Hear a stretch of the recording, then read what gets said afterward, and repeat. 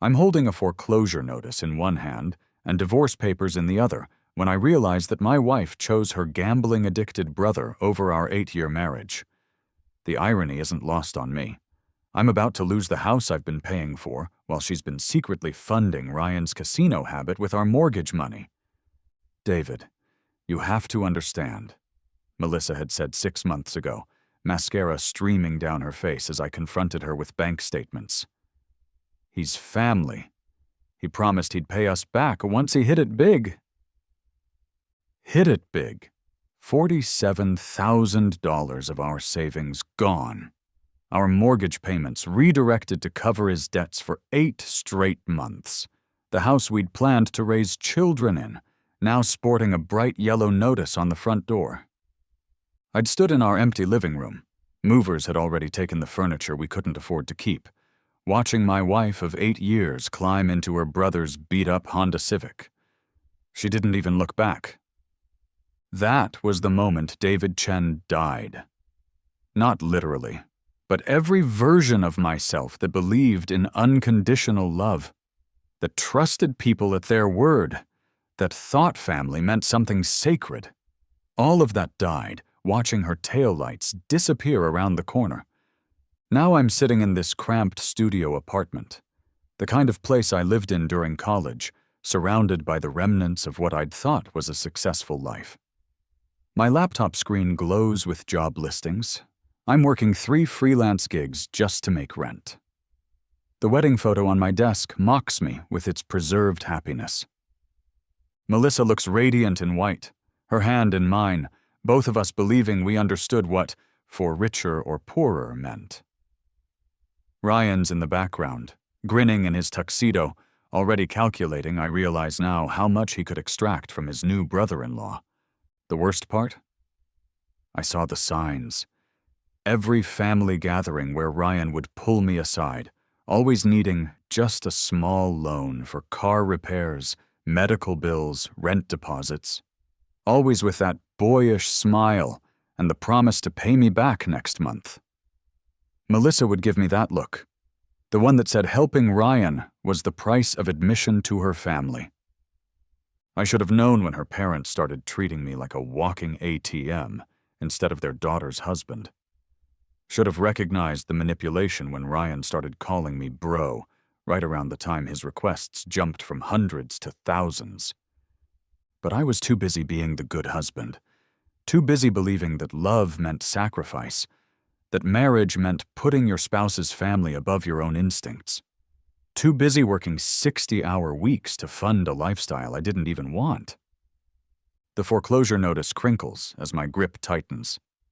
Tomorrow I'll sign the last of the paperwork that officially makes me a divorced man with destroyed credit and a studio apartment in the worst part of town. Ryan will probably celebrate by blowing whatever money Melissa gives him next on some sure thing at the track. I close my eyes, exhaustion pulling me under despite the anger burning in my chest. The wedding photo slides from my fingers as consciousness fades, and I fall asleep wondering how I could have been so stupid, so blind, so utterly naive about the people I'd loved most. The last thing I remember thinking is that I'd give anything for a second chance to see them coming. Sunlight streams through familiar curtains. Curtains Melissa and I spent 3 hours picking out at Target because she insisted they had to be the perfect shade of cream to match our bedroom walls. I bolt upright, heart hammering against my ribs. This isn't my studio apartment. I'm in our old bedroom, in the house that was foreclosed on 6 months ago. The California king bed that was repossessed is beneath me. The dresser we bought with our first tax refund together sits against the far wall, topped with Melissa's collection of perfume bottles. My phone buzzes on the nightstand, a nightstand that was sold at auction. The date on the screen makes my blood freeze. March 15th, 2 years ago. 3 months before Ryan's gambling debts started the cascade that destroyed my marriage. "David?" Melissa's voice drifts from the kitchen, along with the smell of coffee and something that might be pancakes. "You're going to be late for work!" I stagger to the bathroom, gripping the sink as I stare at my reflection. I look younger. The lines around my eyes aren't as deep. The gray at my temples hasn't started yet. But behind my eyes, I see the weight of knowledge that doesn't belong to this timeline. I know that in 3 weeks, Ryan will call asking for money to fix his transmission. I know that Melissa will give me her puppy dog eyes, and would have, handed over $800 without question. I know that in 6 weeks, Ryan will have his first big loss at the casino and come crying to his sister about needing help with rent. I know that Melissa will start siphoning money from our joint account in increments small enough that she thinks I won't notice. I know that when I finally do notice, she'll cry and promise it's the last time, that Ryan just needs one more chance. I know exactly how this story ends, and this time I'm rewriting it. The shower water is the perfect temperature. Melissa always was good at the small domestic things that made a house feel like home. But as I stand under the spray, I'm not thinking about her thoughtfulness. I'm thinking about strategy. When I get to the kitchen, Melissa's humming while flipping pancakes, her dark hair pulled back in the messy bun I used to find endearing. She's wearing my old college t-shirt over pajama shorts, and for a moment, I almost forget what I know about how this plays out. "Morning, babe," she says, turning to kiss my cheek. "I made your favorite?" Blueberry pancakes with real maple syrup. She's right. They were my favorite. Past tense feels appropriate. "Thanks," I say, accepting the plate and studying her face. She looks genuinely happy, genuinely loving. Maybe she was, at this point. Maybe the Ryan situation really did corrupt something that started pure. Or maybe I'm just a better judge of character now. My phone rings as I'm finishing breakfast. The caller ID makes my jaw clench. Ryan Torres. "Aren't you going to answer that?" Melissa asks, noting my hesitation. In the original timeline, I answered immediately. Ryan had spun some story about his car breaking down, needing $500 for repairs so he wouldn't lose his job. I'd transferred the money before I'd even finished my coffee. This time I let it go to voicemail. Melissa frowns. "That's not like you. You always answer when Ryan calls." "I'm sure it's nothing urgent," I say, standing to grab my laptop bag.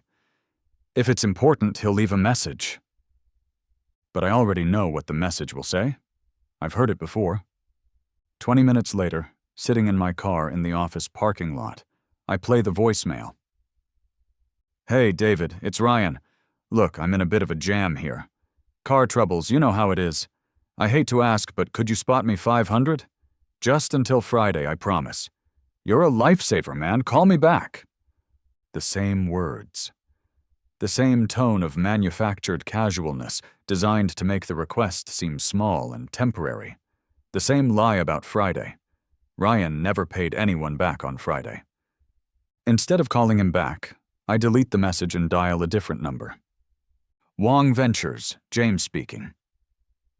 James Wong was my roommate junior and senior year of college, back when we were both broke computer science majors living on ramen and ambition.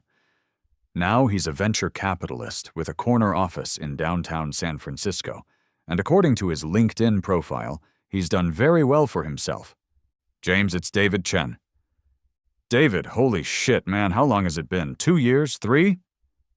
"Something like that. Listen, I know this is out of the blue, but I was wondering if you had time for drinks this week. I've got a business proposition you might find interesting." In the original timeline, I'd been too proud to reach out to James, too focused on being a good husband to think about building my own network. This time, I'm thinking about survival. "Absolutely. How's Thursday? There's this great whiskey bar in Soma." "Perfect. And James, this might sound weird, but do you happen to know any good divorce attorneys?" The silence on the other end stretches long enough that I wonder if the call dropped. "Dave, you okay, man?" "Never better," I say. And for the first time in 2 years, I actually mean it. "I'll explain Thursday." As I walk into my office building, my phone buzzes with a text from Melissa. "Ryan really needs to talk to you. Can you please call him back?" I type back, "Busy day today, he can wait." Her response comes immediately. "David, that's not like you. What's wrong?"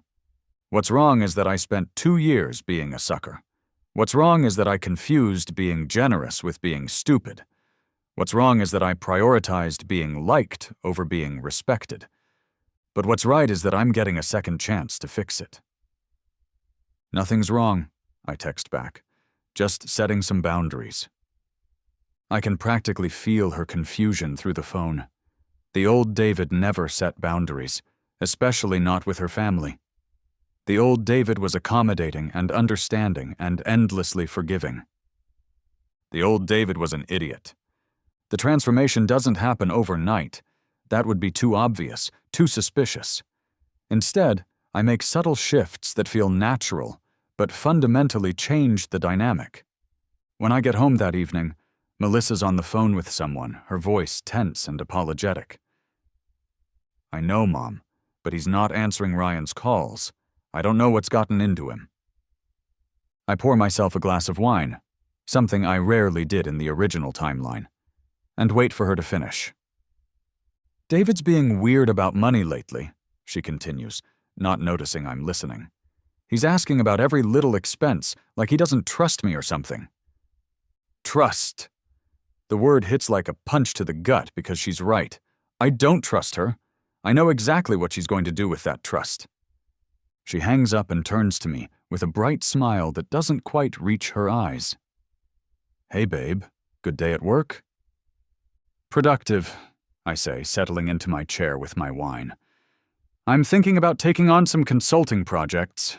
Build up our savings a bit more." "That's great, honey. But don't you think you work enough already?"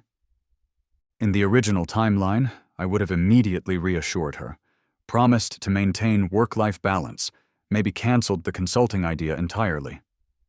This time, I just shrug. "I want us to be financially secure. You never know what might happen." Something flickers across her face. Confusion, maybe a little irritation. The old David was predictable, manageable. This David is asking questions. "Speaking of financial security," she says, settling on the couch next to me, "Ryan called me earlier. He's having car trouble and—" "No." The word comes out more sharply than I intended. Melissa blinks like I've slapped her. "What do you mean, no?" "I mean, no, I'm not lending Ryan money for car trouble. He never pays us back. And frankly, I'm tired of funding his irresponsibility." "David, what's gotten into you? He's family." "He's your family. And family doesn't mean I have to be a bank." The conversation that follows is familiar territory, but from a completely different angle. In the original timeline, I'd caved within 10 minutes, handing over my credit card and apologizing for being selfish. This time I let her argue herself out while I calmly finish my wine. $500 isn't going to break us," she finally says, exasperated. "You're right. But it's not about the money." "Then what is it about?" "It's about respect. Ryan calls you when he needs money, not to check how you're doing. He shows up at family dinners with his hand out. When's the last time he asked about our lives, our goals, our problems?" Melissa opens her mouth to argue, then closes it. I can see her trying to remember a conversation with Ryan that wasn't transactional. "He's going through a rough patch," she says finally. "He's been going through a rough patch for 3 years. At what point do we acknowledge that we're enabling him instead of helping him?" That night, Melissa goes to bed early, claiming a headache. I know she's texting her family, trying to figure out why I'm suddenly so selfish. Let them wonder. I spend the evening setting up new financial accounts, a checking account at a different bank, a high-yield savings account, an investment portfolio. Everything in my name only. When Melissa asks, I'll tell her I'm diversifying our assets for better returns. By the time I go to bed, I've moved 30% of our liquid assets into accounts she can't access. It's not suspicious enough to trigger a fight, but it's enough to protect us when Ryan's situation inevitably escalates. Melissa pretends to be asleep when I slide into bed, but her breathing is wrong. She's thinking. probably wondering when her accommodating husband turned into someone with opinions and boundaries. Good.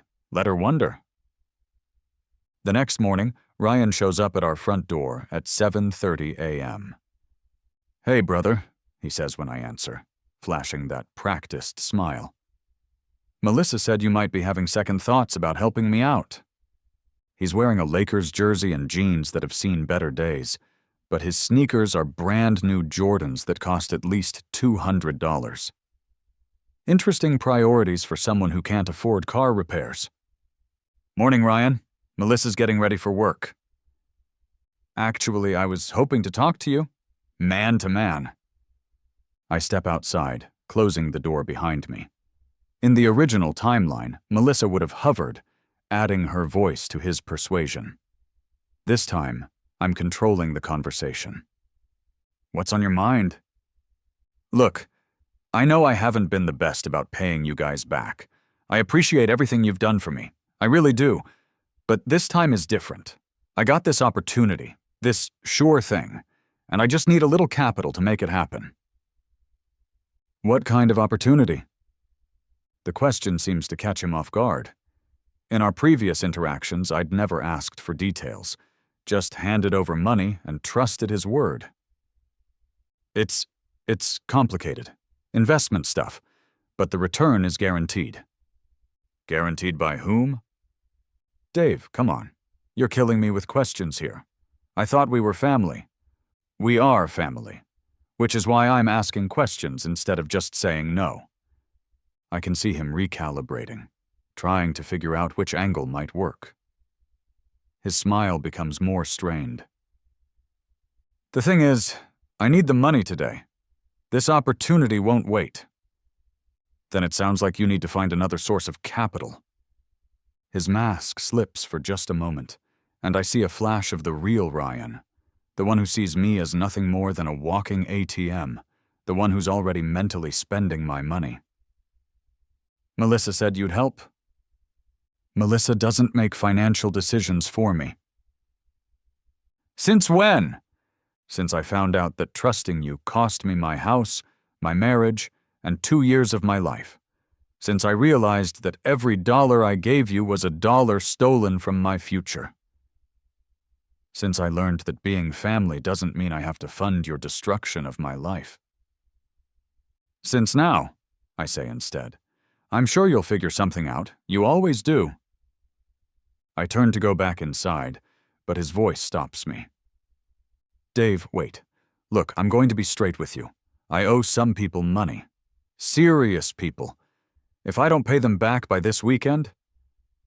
He lets the threat hang in the air, waiting for my concern to override my judgment. In the original timeline, it worked. The suggestion of Ryan being in physical danger was enough to make me open my wallet immediately. "That sounds like a problem you need to solve," I say calmly. "Maybe by getting a job that pays enough to cover your debts." This time, the mask doesn't just slip. It falls off entirely. "What the hell is wrong with you? Melissa said you were acting weird, but I didn't think you'd turned into a complete asshole." "I prefer realistic. You're really going to let your brother-in-law get his legs broken over $500? I'm going to let my brother-in-law face the consequences of his choices. There's a difference." He stares at me like he's seeing me for the first time, which I suppose he is. The David he knew was a soft touch, someone who could be guilted and manipulated and controlled. This David is something else entirely. "Melissa's not going to be happy about this," he says, playing his last card. "That's between Melissa and me." He stalks back to his car, muttering under his breath. I catch enough words to get the general idea. I've gone from brother to several less flattering terms. When I go back inside, Melissa's waiting in the hallway, having obviously heard everything.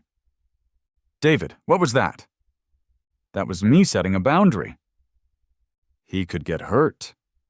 He could get a job. Her eyes fill with tears, and for a moment I feel the old tug of sympathy.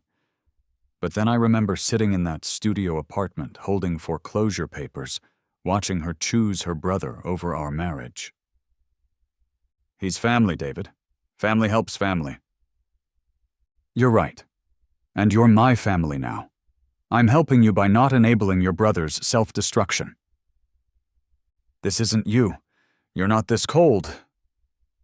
She's wrong.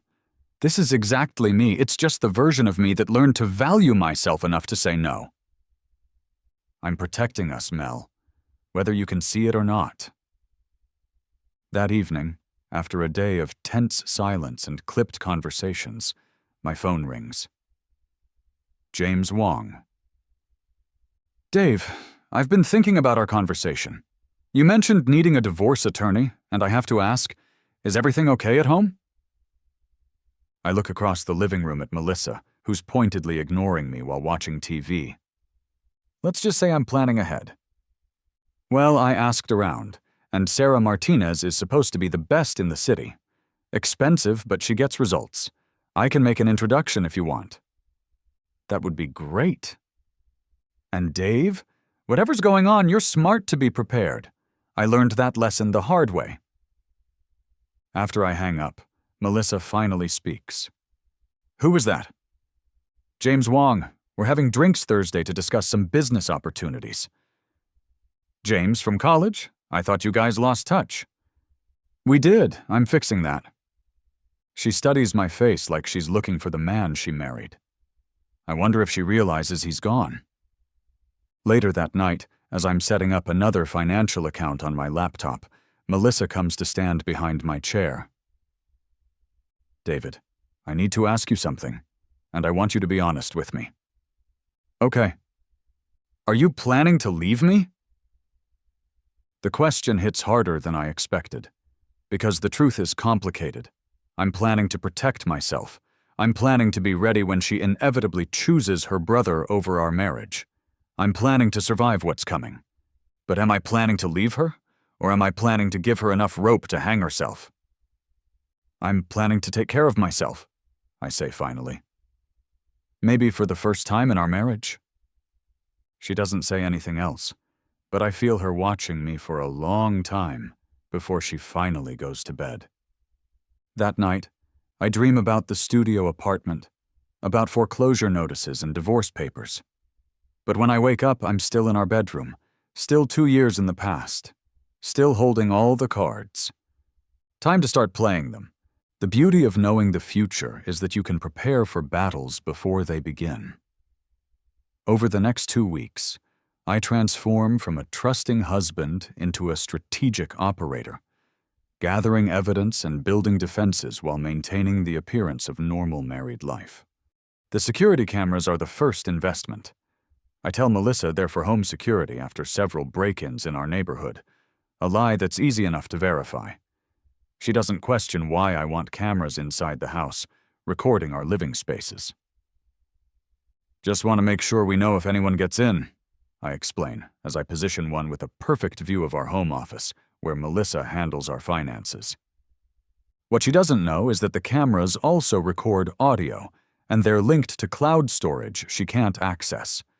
Every conversation, every phone call she thinks is private, every moment of her choosing her brother over our marriage, it's all being documented. The second investment is professional. Sarah Martinez's office is in a gleaming high-rise in the financial district, all glass and steel and expensive taste. She's younger than I expected, but carries herself with the confidence of someone who's destroyed more marriages than she's saved. Mr. Chen, James Wong speaks very highly of you, she says, settling behind a desk that probably costs more than my car. He mentioned you might need family law advice? I'm planning ahead, I say, placing a thick folder on her desk. I love my wife, but I'm concerned about some financial decisions she might make in the future. Sarah opens the folder and examines the bank statements, the documentation of Ryan's previous loans, the recordings of his increasingly aggressive requests for money. Her eyebrows rise as she processes the pattern. This is very thorough documentation, she says finally. Most people don't think to gather this kind of evidence before they need it. I believe in being prepared. What exactly are you expecting to happen? I lean back in my chair, considering how much truth to share. My brother-in-law has a gambling problem. My wife has a blind spot when it comes to her family. I think those two facts are going to intersect in a way that damages our marriage, and you want to protect your assets. I want to protect everything I've worked for. She nods, making notes on a legal pad. California is a community property state, which means that in a divorce, assets acquired during marriage are typically split 50-50. However, if you can prove financial misconduct, such as secretly using marital assets to pay someone else's debts, that would certainly be relevant to asset division. She closes the folder and meets my eyes. Mr. Chen, I'm going to be blunt with you. This level of preparation suggests you're not just worried about potential problems, you're expecting them. Is there something specific you're not telling me? I consider the question carefully. How do you explain that you've already lived through your wife's betrayal once? That you know exactly when and how she'll choose her brother over your marriage? Let's just say I'm a good judge of character, and I don't like what I see coming. Sarah nods slowly. Well, whatever happens, you'll be prepared. I'll have my assistant draft a retainer agreement. The third investment is personal. Elena Vasquez works at the design firm in the building next to mine, and we've shared the occasional elevator conversation over the past year. She's talented, intelligent, and completely unconnected to the drama that's about to unfold in my marriage. I don't approach her romantically. That would be premature and potentially damaging to my position. Instead, I simply make sure our paths cross more frequently. Shared coffee shops, the same lunch spots, professional networking events where we might naturally run into each other. David, right? She says when we end up in line at the same sandwich shop. You work at Meridian Tech? That's right. You're with Creative Solutions, aren't you? I've seen some of your work in the lobby displays. Very impressive. We chat about design trends and the tech industry while we wait for our orders. She's easy to talk to, genuinely interested in ideas, rather than just making conversation. It's refreshing after months of Melissa's monosyllabic responses to my attempts to discuss Ryan's increasingly desperate behavior. We should grab coffee sometime, Elena says as we part ways. I'd love to hear more about the tech side of user experience design. I'd like that, I say, meaning it. That evening, I'm reviewing financial statements in our home office when Melissa appears in the doorway. She's holding her phone, and her expression is troubled. Ryan called, she says without preamble. He's been evicted. Here we go. In the original timeline, this happened 3 weeks from now, triggered by Ryan losing big at a casino in Reno. Apparently, cutting off his access to our money has accelerated his downward spiral. I'm sorry to hear that, I say, not looking up from the spreadsheet on my screen. David, he needs somewhere to stay. I'm sure he does. I was thinking he could use our guest room, just temporarily, until he gets back on his feet. In the original timeline, I'd agreed immediately. Ryan lived with us for 2 months, eating our food, using our utilities, and bringing his gambling addiction directly into our home. It was during those 2 months that Melissa started secretly funneling our mortgage payments to cover his debts. No. Melissa stares at me like I've grown a second head. No, just like that? Just like that. He's my brother, David. He has nowhere else to go. He has parents, he has friends, he has a job, or did he lose that too? Her silence answers the question. When did he get fired? It's not fired exactly, more like laid off, budget cuts. When? Last week. I save my spreadsheet and turn to face her fully. So he's been unemployed for a week, and he's already been evicted? That suggests he was behind on rent long before he lost his job. His landlord is an asshole. He didn't give Ryan any time to catch up. Or Ryan was already months behind, and the landlord finally ran out of patience.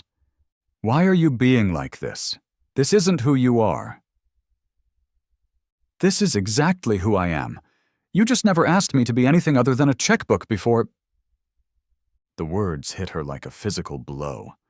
I see her flinch, see the hurt in her eyes, and for a moment I almost take it back. Almost apologize and offer to let Ryan stay and go back to being the accommodating husband she married. Then I remember the studio apartment, the foreclosure notice, the divorce papers. I'm not letting Ryan move in with us, I say firmly. That's final. Fine, she snaps. I'll figure something else out. She storms out of the office, and I hear her on the phone 20 minutes later, her voice low and intense. I can't make out all the words, but I catch enough to know she's calling her parents, probably trying to arrange something for Ryan. Good luck with that. In the original timeline, her parents had been conveniently unable to help when Ryan needed housing, claiming their spare room was being used for storage. Funny how family loyalty only flows in one direction. 2 hours later, she's back in the office doorway. My parents can't take him in, she says, her voice tight with frustration. They're having work done on the house. That's unfortunate. David, please, just for a few weeks. I'll make sure he finds a job, gets his own place. The answer is still no. What if he pays rent? With what money? He'll figure something out. Like he figured out how to pay his previous landlord? She has no answer for that. Instead, she plays her last card. If you don't let him stay here, I'm going to find him an apartment and co-sign the lease. In the original timeline, she'd made the same threat. I'd caved, terrified of the financial liability. This time, I just shrug. That's your choice, but you'll be doing it with your own money, not ours. What do you mean? I pull up our bank account on my computer screen and turn it toward her. The balance shows roughly half of what it should. Where's the rest of our money? She demands. In investments, high-yield savings accounts, places where it'll actually grow instead of disappearing into your brother's black hole of debt. You moved our money without telling me? I moved my money to protect our future. Your money? David, we're married. It's our money. You're right. And as equal partners in this marriage, I'm sure you'll understand why I want to protect our assets from unnecessary risks. Unnecessary risks like helping family? Unnecessary risks like enabling someone who's proven he can't manage money responsibly. The fight continues for another hour, cycling through the same arguments with increasing intensity. Finally, Melissa throws up her hands in defeat. Fine, I'll find another way to help him. I'm sure you will. She leaves the room, and I hear her on the phone again, this time calling her brother directly. I can't hear Ryan's end of the conversation, but Melissa's increasing frustration tells me everything I need to know. I can't just give you cash, Ryan, because David moved all our money, I don't know, some investment thing. No, he won't budge on letting you stay here. 20 minutes later, she hangs up and comes back to the office. He found a friend who can put him up for a while, she says, not meeting my eyes. That's great news. But I know better. In the original timeline, Ryan had claimed to be staying with a friend while actually sleeping in his car and gambling away what little money he had left.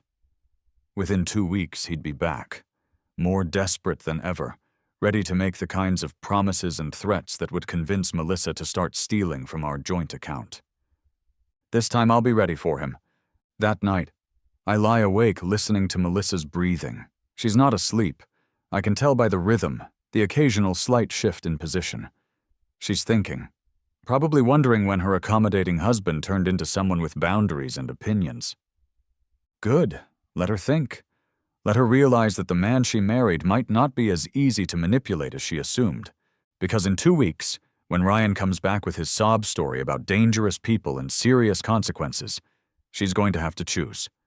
Her brother or her marriage. In the original timeline, she chose her brother. This time I'm going to make sure that choice costs her everything. The genius of a good trap is that it doesn't just catch your prey. It makes them trap themselves. Over the next month, I methodically create situations that will force the people in my life to reveal their true nature, all while appearing to be nothing more than a husband trying to protect his family's financial future. The first trap is elegantly simple. I know that Ryan's friend situation is temporary, and I know that when he comes back, he'll be desperate enough to try anything. So I give him something to try. I leave our credit card statements out on the kitchen counter. Accidentally open to the page showing our available credit limits. $22,000 across 3 cards. In the original timeline, Ryan had stolen Melissa's card and maxed it out in a single weekend in Vegas.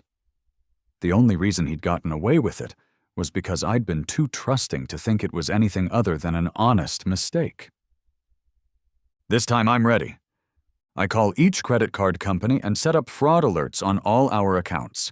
Any transaction over $500 will require phone verification. Any cash advance will trigger an immediate notification to my phone. Any unusual location or spending pattern will freeze the account until I personally confirm the charges. Just being cautious, I tell the customer service representative. We've had some identity theft in our neighborhood. The second trap is psychological. I know that Melissa's family will pressure her to help Ryan, and I know she'll eventually crack under that pressure. So I make sure she has access to money, just not in the way she expects. I open a new joint checking account at a different bank and transfer $5,000 into it. On the surface, it looks like I'm loosening my control over our finances. In reality, it's bait.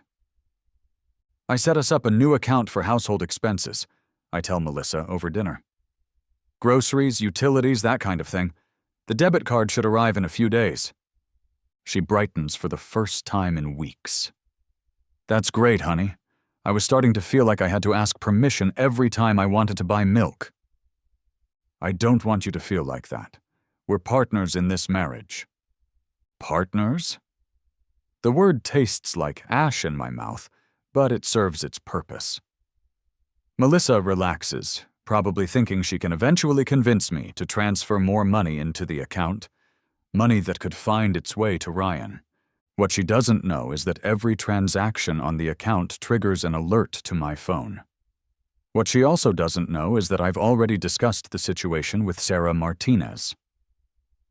If your spouse uses joint funds for purposes that don't benefit the marriage, Sarah had explained, particularly if they do so secretly or against your express wishes, that can be considered financial misconduct. It affects asset division significantly. The third trap is professional. I know that Ryan will eventually lose whatever under-the-table work he's been doing, and when he does, he'll need money fast. So I plant the idea that there might be a job opportunity for him. I mentioned to Melissa that my company is hiring security guards for the night shift. It's true, we are. What I don't mention is that the background check for security positions is thorough enough to catch Ryan's recent arrest for public intoxication, his eviction for non-payment of rent, and his growing list of creditors. Ryan might be perfect for that, Melissa says, perking up. He's looking for work, and a night shift pays well, right? $22 an hour, I confirm. He'd need to pass a background check, but if he's clean, it could be a good opportunity. I can practically see the wheels turning in her head. A legitimate job would solve all of Ryan's problems, and more importantly, it would get her family off her back about helping him. I'll talk to him about it, she says eagerly. Just make sure he understands the background check is thorough. Any criminal history, unpaid debts, or employment issues could disqualify him. Her face falls slightly. What kind of employment issues? Being fired for cause, excessive absences, that sort of thing? Why? No reason. I just want to make sure he has the best chance possible. Of course she does. What she doesn't want to admit is that Ryan has already demonstrated all of the disqualifying behaviors I just mentioned. The fourth trap is the most crucial because it directly addresses what I know is coming. In 3 days, Ryan will get desperate enough to take Melissa's debit card and attempt to withdraw cash from our new joint account. The transaction will fail because I've set a daily withdrawal limit of $200, but the attempt will be recorded. More importantly, I know exactly where he'll try to use the card: the Golden Gate Casino in San Francisco, the same place where he lost big in the original timeline. I also know he'll be with Derek Martinez, his gambling buddy who works as a dealer at a smaller casino in Oakland. So I take a personal day and position myself in the casino's parking garage with a clear view of the entrance, my phone ready to record whatever happens. At 2:47 p.m., Ryan's beat-up Honda pulls into the parking lot. Derek's in the passenger seat, and they're both talking animatedly, the way people do when they're convincing themselves that a terrible idea is actually brilliant. I watch Ryan hand Derek something. It looks like a debit card, and Derek examines it before nodding. They walk toward the casino entrance, and I follow at a distance, recording everything on my phone. Inside, I position myself at a slot machine with a clear view of the ATM, where I know Ryan will try to withdraw money. Sure enough, he heads straight for it while Derek stands watch. Ryan inserts the card, enters what must be Melissa's PIN, and makes his transaction request. The machine thinks for a moment, then displays an error message. Even from across the casino floor, I can see Ryan's face turn red with frustration. He tries again with a smaller amount. The machine dispenses $200, but I can tell from his expression that it's not nearly enough for whatever he'd planned. Derek says something to him, and Ryan nods grimly. They head toward the blackjack tables, and I watch Ryan lose the $200 in less than 15 minutes. What happens next is perfect.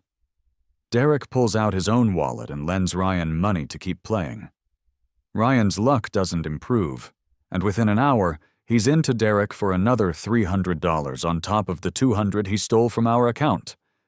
When they finally leave the casino, both men look defeated. I follow them to the parking lot and watch Derek demand immediate repayment. Ryan promises he'll have the money by tomorrow, but Derek's body language suggests he's heard that promise before. I drive home with video evidence of Ryan stealing from our joint account and using the money to gamble. In the original timeline, Melissa had found a way to rationalize his behavior, claiming he was just trying to win money to pay us back. This time she won't have that luxury. When I get home, Melissa's in the kitchen, her phone pressed to her ear and her face pale. "I understand you're frustrated, but yelling at me isn't going to solve anything," she's saying. "I told you I can't just take money from our accounts without David noticing." She sees me come in and quickly ends the call. "Everything okay?" I ask, setting down my keys. "Fine," she says, but her voice is tight. "Just family stuff." "Ryan?" She nods, not meeting my eyes. "He's having a hard time finding work. The job you mentioned at your company? Apparently he doesn't qualify." "The background check?" "Something like that." I pull out my phone and show her the transaction alert I received 3 hours ago. Interesting, because according to this, someone used our joint account card to withdraw $200 at the Golden Gate Casino this afternoon. The blood drains from her face. I don't know anything about that." "The card is in your name, Melissa. You're the only one who would know the PIN." "Maybe it was stolen. We should call the bank, report it as fraud." "We should, unless, of course, you gave the card to someone, like your brother, for instance." She stares at me for a long moment, and I can see her calculating her options. Deny everything and hope I can't prove it? Admit to giving Ryan the card but claim she didn't know what he planned to use it for? Tell the truth and beg for forgiveness? In the original timeline, she'd chosen option 2, claiming she'd given Ryan the card to buy groceries for himself but had no idea he'd take it to a casino. I'd believed her because I'd wanted to believe her. This time I pull out my phone and play the video I recorded. "This is your brother at the Golden Gate Casino at 2:47 this afternoon," I say, showing her the footage of Ryan and Derek walking toward the entrance. "And this is him at the ATM, using our card to withdraw money to gamble with. Her face crumples, and she sinks into a kitchen chair. David, I can explain.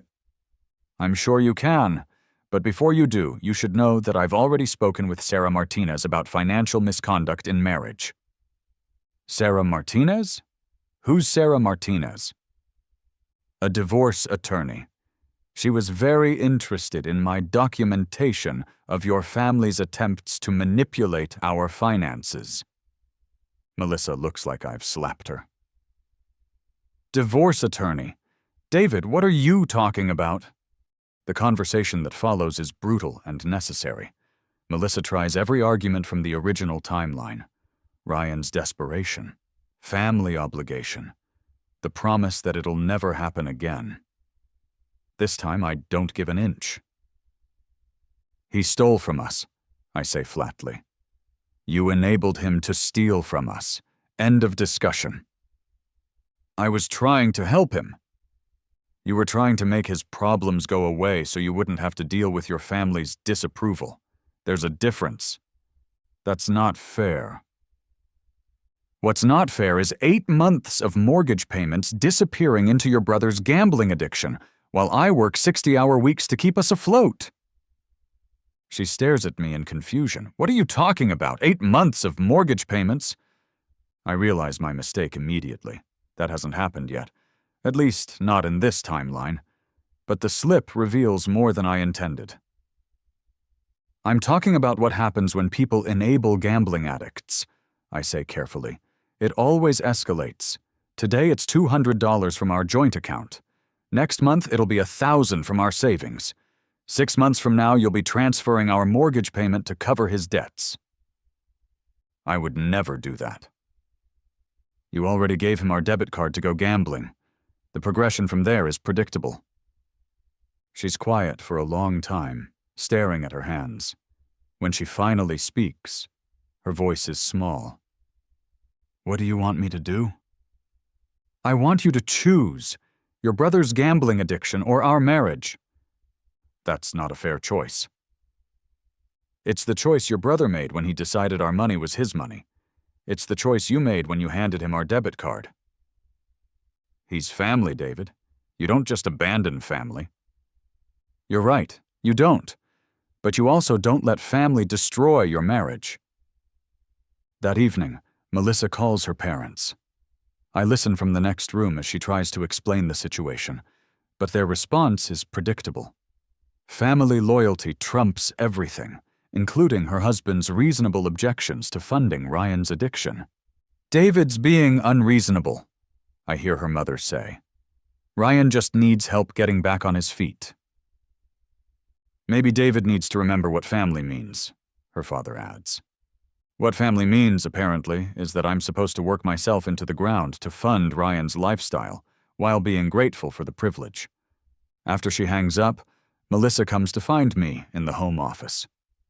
My parents think we should give Ryan another chance, she says. Your parents aren't married to me. You are.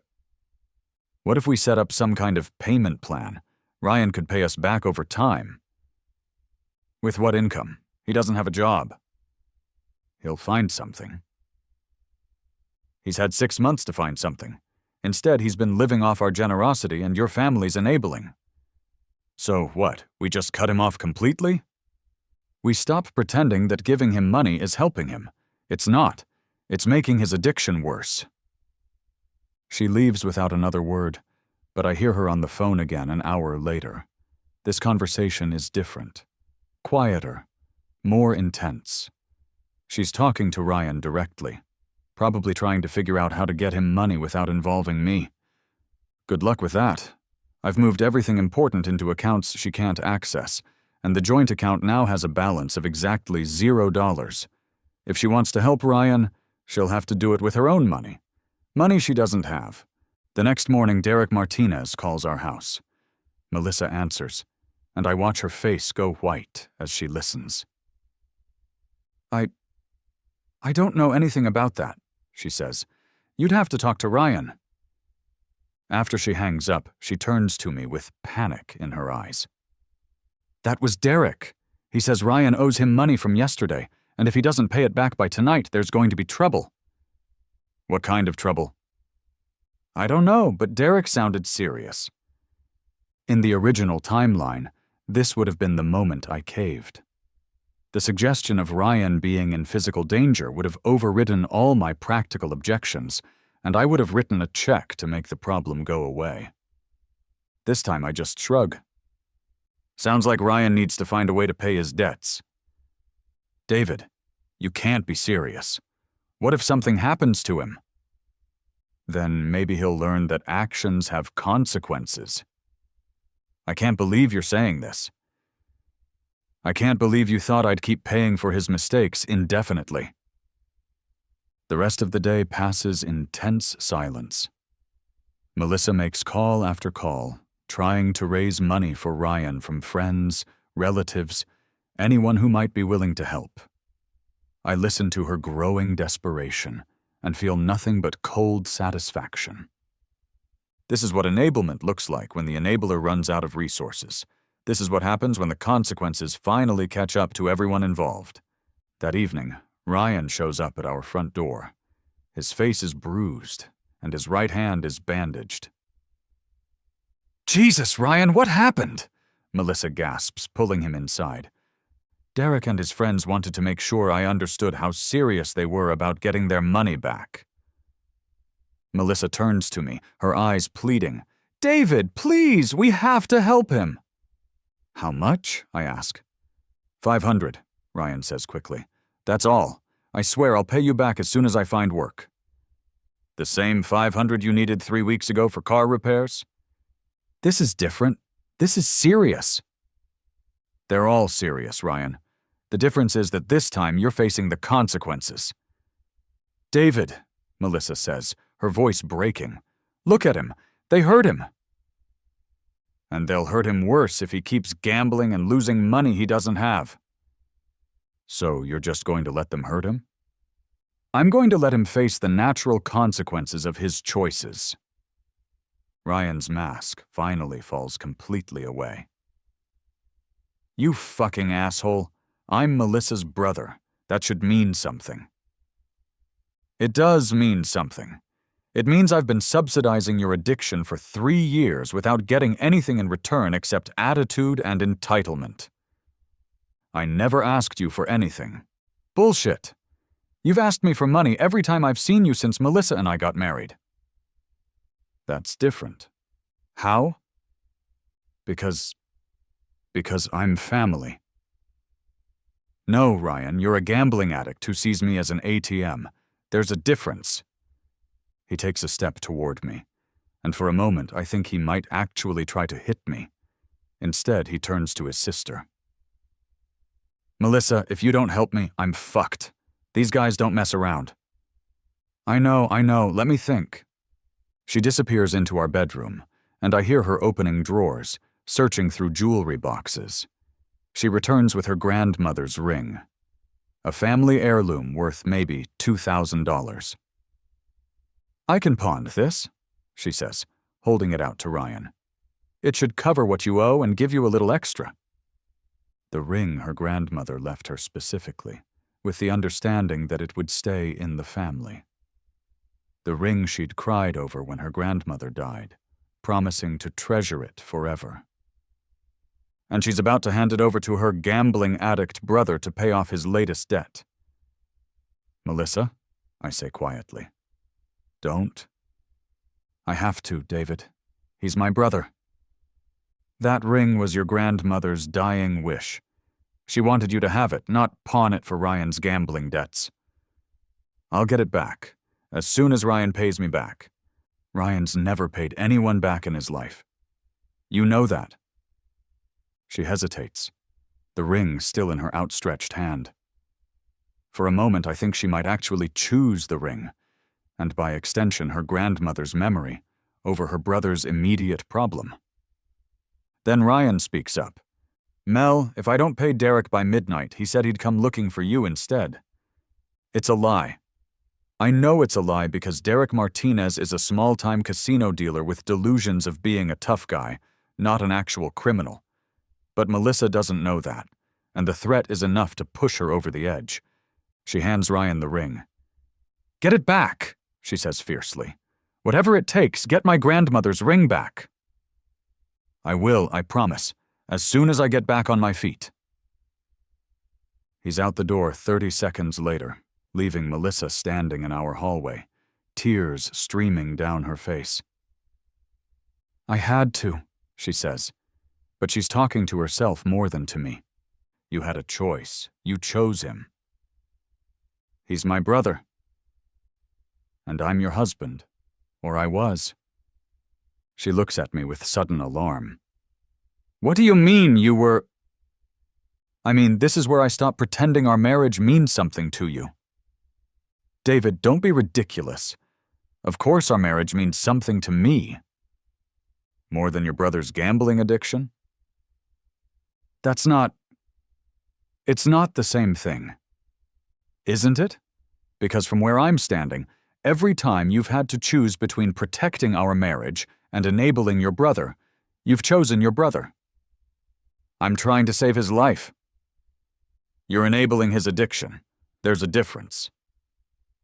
The fight continues for another hour, covering the same ground we've covered a dozen times before. Finally, exhausted and defeated, Melissa goes to bed early. I stay up late, reviewing the evidence I've gathered over the past month. Video of Ryan stealing our debit card and using it to gamble. Audio recordings of Melissa choosing her family over our financial security. Documentation of every loan, every request, every broken promise. Sarah Martinez is going to have a field day with this material. In the original timeline, this was the night Melissa started secretly transferring our mortgage payments to cover Ryan's debts. She'd convinced herself it was temporary, just until he got back on his feet. This time she doesn't have access to those accounts. This time when she tries to save her brother, she'll be destroying our marriage with her own money instead of mine. This time I'll be ready. 3 weeks later, Ryan makes his move. It's 2 a.m. on a Tuesday when my phone buzzes with a fraud alert. Someone is attempting to access our primary checking account from an IP address I don't recognize. The attempt fails. I moved that money months ago. But it tells me everything I need to know about how desperate the situation has become. Melissa is asleep next to me, or pretending to be. Her breathing is too controlled, too careful.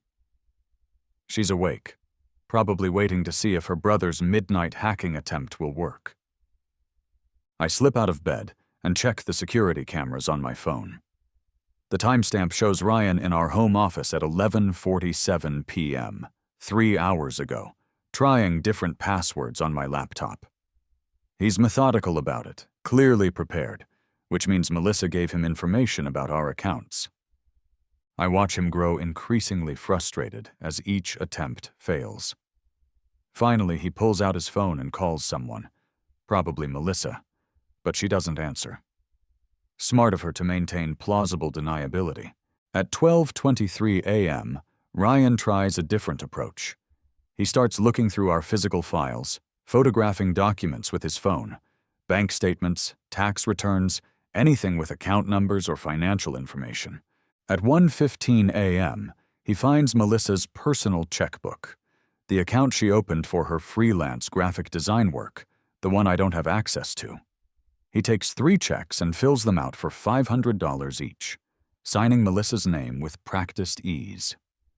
By 2 a.m., he's gone, probably heading to a 24-hour check cashing place that won't ask too many questions about the signatures. I have it all on video. The next morning, Melissa is unusually quiet over breakfast. She keeps checking her phone, probably waiting for Ryan to confirm that his plan worked. "Everything okay?" I ask, buttering my toast. "Fine," she says, not meeting my eyes. "Just tired."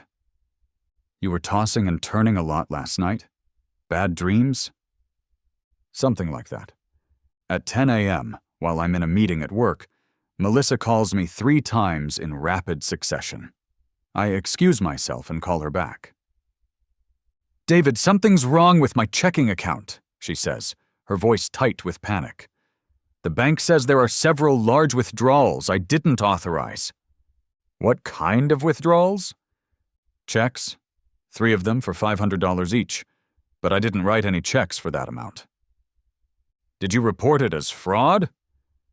I need to think about this. Think about what? If someone forged your signature and cashed fraudulent checks, that's a crime. You should report it immediately. I know, but what if it wasn't fraud? What do you mean? The silence stretches long enough that I know she's realizing how much trouble she's in. Melissa, did you give someone access to your checkbook? Maybe Ryan borrowed a few checks, just temporarily, to help with his situation. Ryan forged your signature and cashed $1,500 worth of checks without your knowledge? It's not forgery if I gave him permission. Did you give him permission? Another long silence. Not exactly, but he's family, and he was desperate. So he committed check fraud, and you're covering for him. David, please don't make this bigger than it needs to be. Melissa, he stole $1,500 from your account.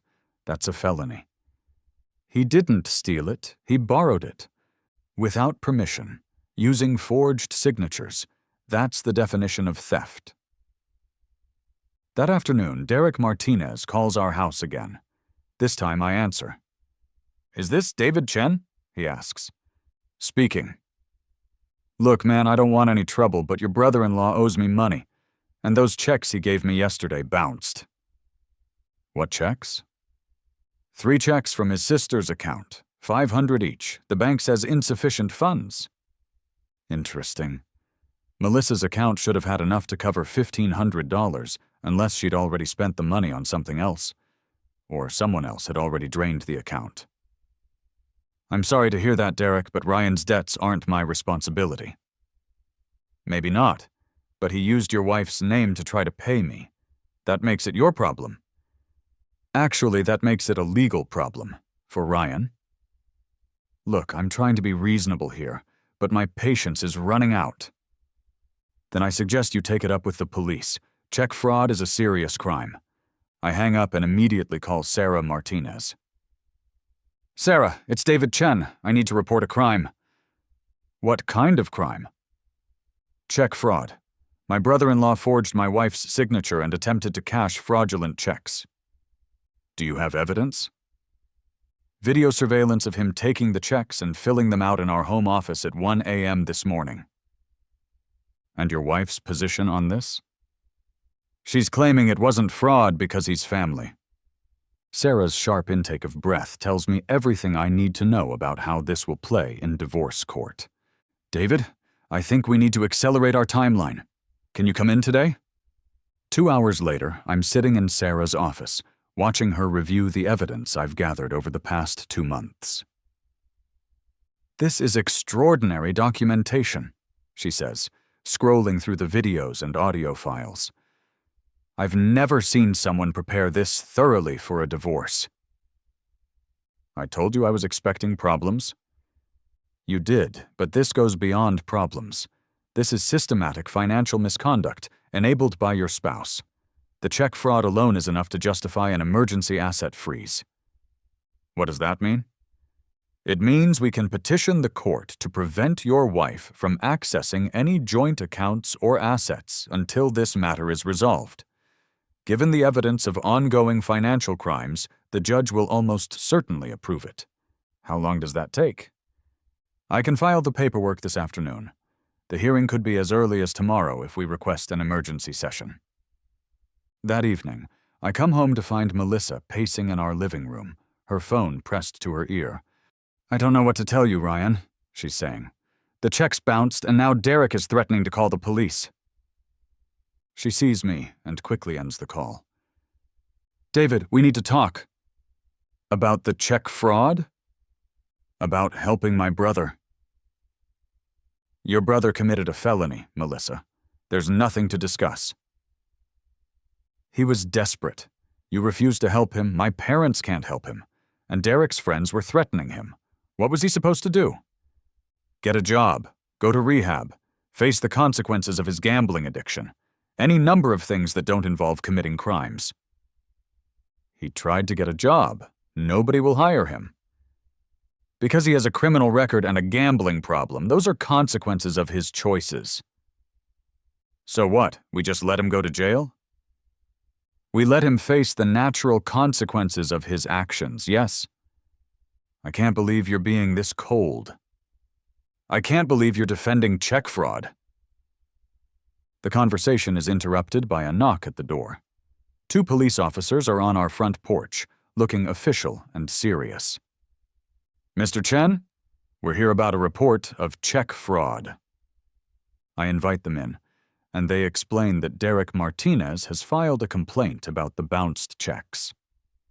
They have security footage from the check cashing place showing Ryan presenting the fraudulent checks. We need to speak with Mrs. Chen about her account, one officer says. Melissa looks like she might faint. I need to call a lawyer. That's your right, ma'am, but we're going to need you to come to the station for questioning. Am I under arrest? Not at this time, but we do need to determine whether you were aware of or participated in the fraud. After the police leave, with Melissa's promise to come to the station tomorrow morning, she turns to me with desperate eyes. David, you have to help me. Help you how? Tell them I didn't know what Ryan was doing, that he took the checks without permission. Is that true? Yes, I mean mostly. I didn't know he was going to forge my signature. But you knew he took the checks? Yes, but I thought he was going to fill them out properly, with my permission. So you were planning to give him $1,500 to pay his gambling debts? It wasn't for gambling. It was to pay Derek back. Derek, who he owed money because of gambling.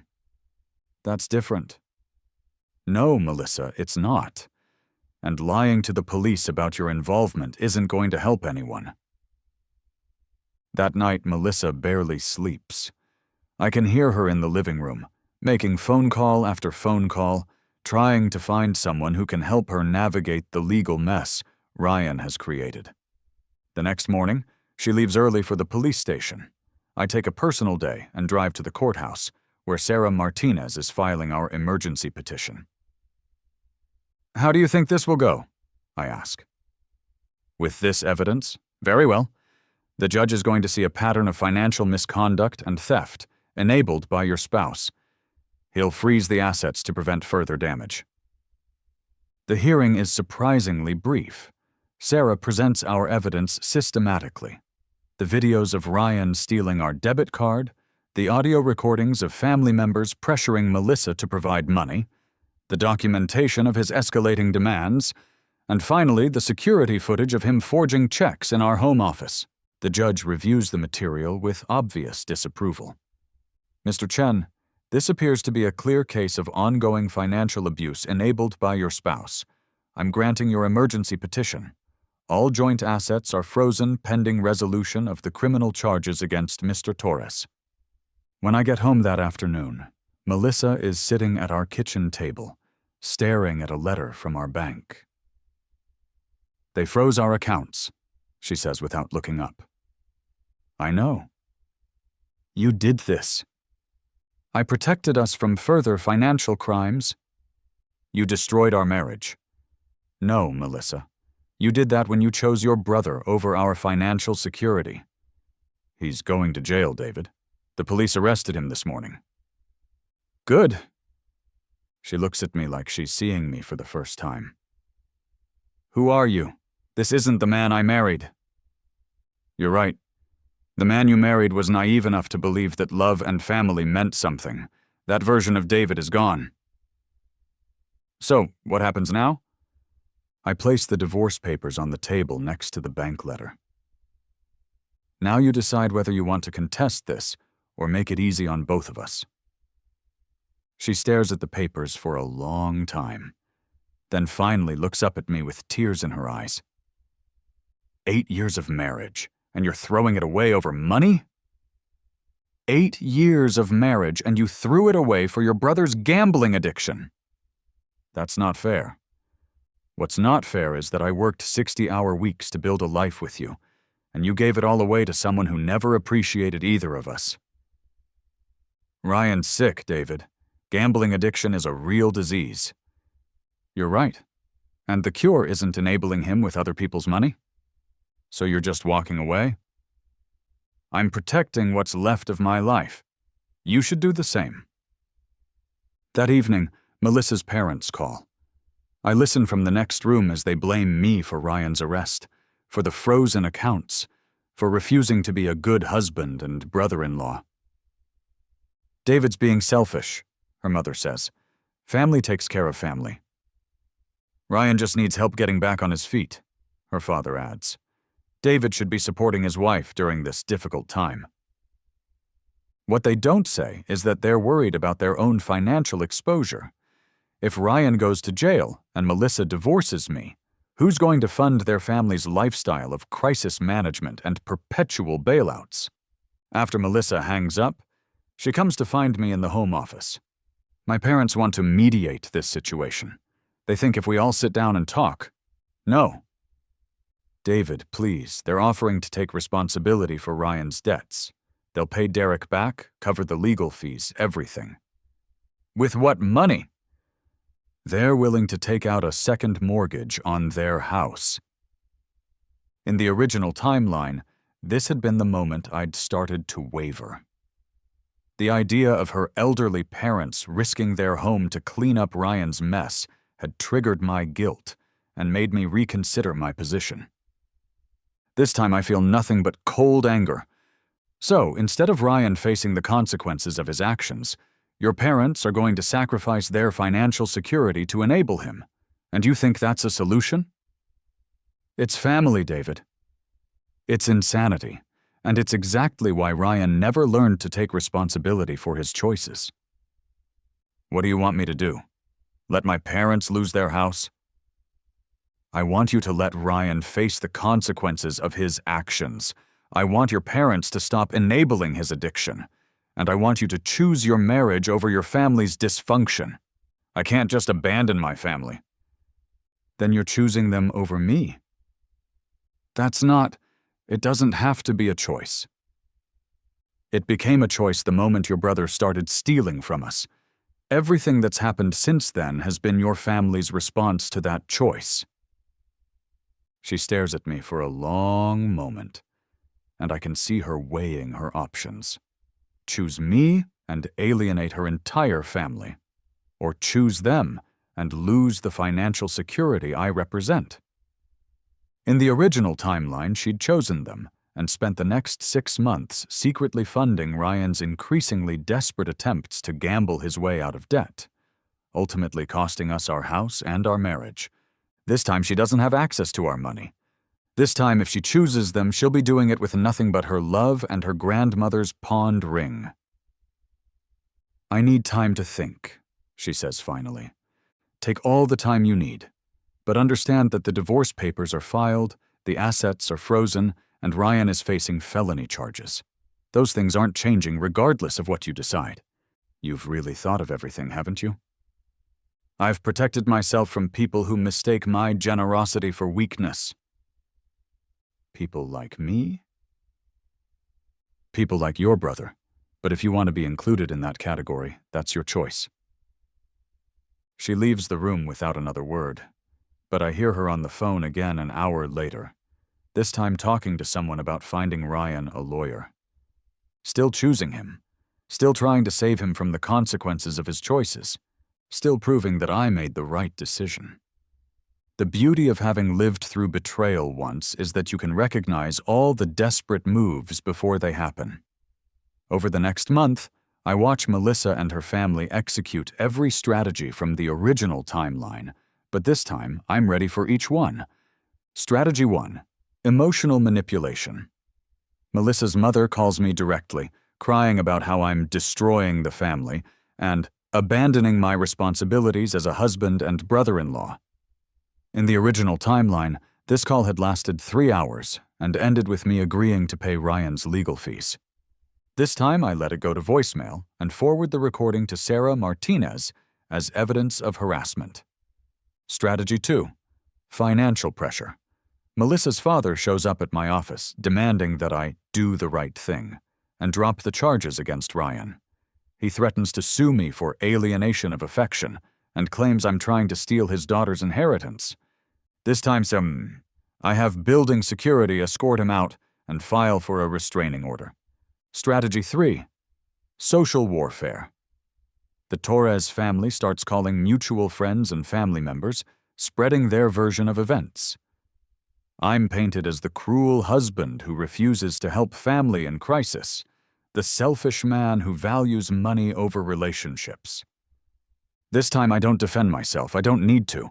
The court documents and police reports speak for themselves, and anyone who matters will see through their manipulation. But strategy 4 is the most predictable and the most dangerous. Melissa tries to find money elsewhere. I'm reviewing financial statements in my home office when she appears in the doorway, dressed for an appointment and clutching her purse nervously. "I'm going to meet with a loan officer at First National," she announces. "They're willing to give me a personal loan based on my credit score." In the original timeline, she'd taken out a $20,000 loan against her credit cards and our home equity, using the money to pay Ryan's legal fees and cover his mounting gambling debts. The payments had eventually consumed our entire budget, leading to the missed mortgage payments that cost us the house. "How much?" I ask. "Enough to help Ryan get back on his feet." "That's not an amount, Melissa." $20,000. "At what interest rate?" 18%. "And you're planning to pay it back how?" "I'll figure it out. Maybe take on more freelance work." I turn to face her fully. "You're going to borrow $20,000 at 18% interest to pay your brother's gambling debts, then work extra jobs to pay it back while he continues gambling?" "He's not going to continue gambling. He's learned his lesson." "Has he?" "Because according to his probation officer, he was arrested again yesterday for being in a casino while awaiting trial." Her face goes white. He wasn't gambling. He was meeting someone about a job." "At the Golden Gate Casino?" "The job was in the area." "Melissa, he violated his probation by going to a casino. His bail is going to be revoked, and he's going to jail regardless of whether you borrow money." She stares at me like I've hit her. "You're lying." I pull up the county jail website on my computer and show her Ryan's booking photo from yesterday evening.